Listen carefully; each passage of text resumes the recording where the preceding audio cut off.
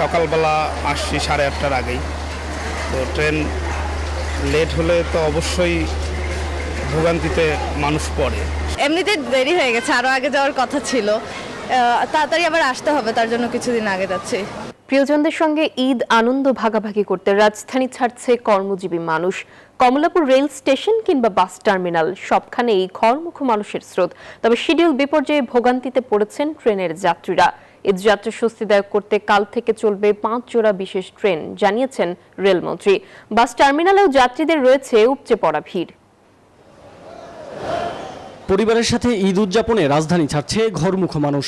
রোববার সকাল থেকেই কমলাপুর রেল স্টেশনেও যাত্রী ভিড় দেখা যায়। তবে অভিযোগ রয়েছে শিডিউল বিপর্যয়ের। সকালবেলা আসছি 8:30টার আগেই।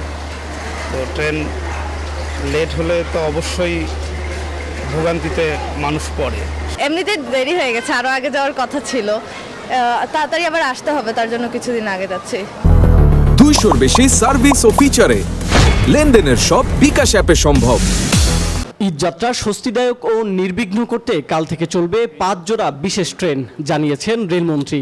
5 জোড়া অর্থাৎ 10টি স্পেশাল ট্রেন এখানে আছে। আমাদের 51টি কোচ আমরা যুক্ত করেছি নতুন করে ঈদের সময়। সার্ভিসটা ভালো, পরিবেশটা ভালো, শিডিউলটাও ভালো, টিকিটটা বিক্রি হয়েছে, সেখানে কোনো অনিয়ম বা সিন্ডিকেট এরকম হয়নি। একই চিত্র রাজধানীর বাস টার্মিনালগুলোতেও।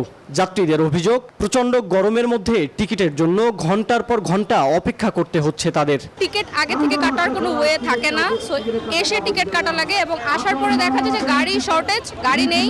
এমনিতে হচ্ছে বাস কম, তারপর হচ্ছে গরমের মাঝখানে প্রচুর পরিমাণ লাইন, গাড়ি নেই, মানে টিকিট দিচ্ছে না, এই রোদ্রের ভিতরে এখানে দাঁড়িয়ে থাকতে হচ্ছে, এটাই প্রবলেম। প্রিয়জনদের কাছে ফেরার এই আকুলতার কাছে যেন হার মানছে সব ধরনের ভোগান্তি।